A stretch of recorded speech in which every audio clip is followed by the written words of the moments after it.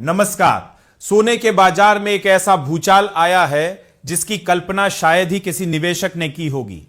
पिछले 24 से 48 घंटों के भीतर दुनिया के सबसे सुरक्षित निवेश माने जाने वाले सोने ने निवेशकों को किसी खतरनाक रोलर कोस्टर राइड पर बिठा दिया है।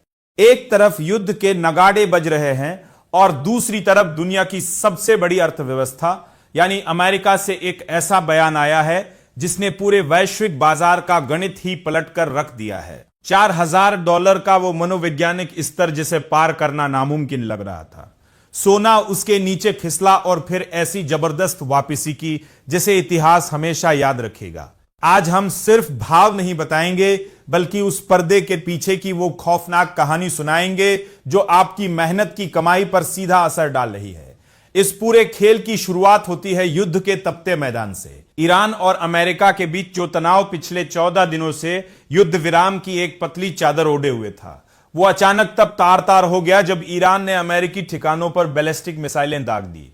इन मिसाइलों ने केवल आसमान को नहीं दहलाया बल्कि ग्लोबल शेयर मार्केट और कमोडिटी मार्केट की नींव तक हिला दी।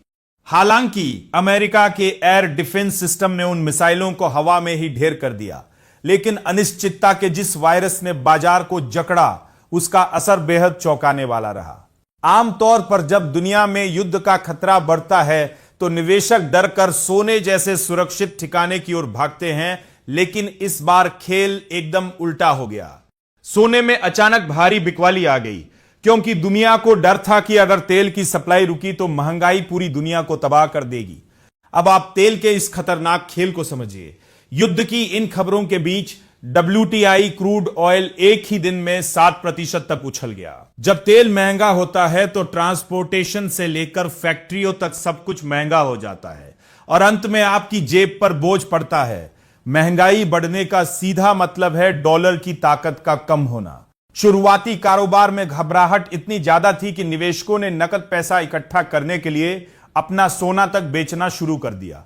यही वो वजह थी जिसकी वजह से अंतरराष्ट्रीय बाजार में सोना $4000 के महत्वपूर्ण सपोर्ट लेवल को तोड़कर नीचे चला गया। भारतीय निवेशकों के लिए यह पल किसी डरावने सपने से कम नहीं था क्योंकि भारत दुनिया में सोने का दूसरा सबसे बड़ा खरीदार है। लेकिन असली धमाका तो तब हुआ जब अमेरिका के केंद्रीय बैंक फेडरल रिजर्व की बैठक हुई। पूरी दुनिया की नजरें फेड चेयरमैन केविन वॉश पर टिकी थी। बाजार इस बात से डरा हुआ था कि क्या अमेरिका फिर से ब्याज दरें बढ़ाकर झटका देगा, लेकिन फेड ने फैसला लिया कि ब्याज दरों को 3.5% से 3.75% के दायरे में ही स्थिर रखा जाएगा। जैसे ही खबर आई कि दरों में कोई बदलाव नहीं होगा, सोने को मानो पंख लग गए। जो सोना कुछ ही देर पहले जमीन पर गिरा हुआ था उसने डॉलर की ऐसी ऊंची छलांग लगाई कि मंदी की उम्मीद करने वाले शॉर्ट सेलर्स पूरी तरह बर्बाद हो गए। हालांकि केविन वॉश का रुख अभी भी सख्त बना हुआ है और उन्होंने साफ कर दिया है कि महंगाई अभी काबू से बाहर है। अगर हम भारतीय बाजार की बात करें तो आंकड़े और भी ज्यादा हैरान करने वाले हैं। मल्टी कमोडिटी एक्सचेंज यानी MCX पर कल सोने में 265 रुपए की तेजी आई और यह 1,43,545 रुपए प्रति 10 ग्राम के स्तर पर पहुंच गया। आज सुबह भी सोने का वायदा भाव 114 रुपए की बढ़त के साथ 1,43,895 रुपए प्रति 10 ग्राम तक पहुंच गया है। वहीं दूसरी ओर चांदी की कहानी अलग है। चांदी में 563 रुपए की बड़ी गिरावट देखी गई और यह 2,15,992 रुपए प्रति किलोग्राम पर ट्रेड कर रही है। चांदी की यह गिरावट बताती है कि जब मंदी का डर होता है तो औद्योगिक खपत कम होने की आशंका में चांदी सोने से ज्यादा गिरती है। अब सवाल यह है कि निवेशकों को क्या करना चाहिए।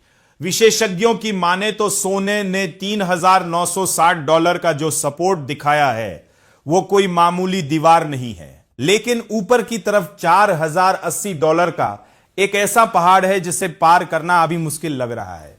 निवेशकों के लिए 3 बड़ी सीख साफ है। पहली, बाजार के इस उतार चढ़ाव में जल्दबाजी बिल्कुल ना करें। दूसरी, मिडिल ईस्ट के हालातों पर पैनी नजर रखें क्योंकि वहां से उठा एक भी गलत कदम सोने को नई ऊंचाइयों पर पहुंचा सकता है। और तीसरी सबसे जरूरी बात, सोने में एक साथ पैसा झोंकने के बजाय किस्तों में निवेश यानी SIP मोड को अपनाएं। कुल मिलाकर सोने का यह बदलता हुआ मिजाज हमें चेतावनी एक बेहद नाजुक मोड़ पे खड़ी है। अमेरिका का एक फैसला और मिडिल ईस्ट की एक मिसाइल मिलकर आपकी तिजोरी की किस्मत तय कर रहे हैं।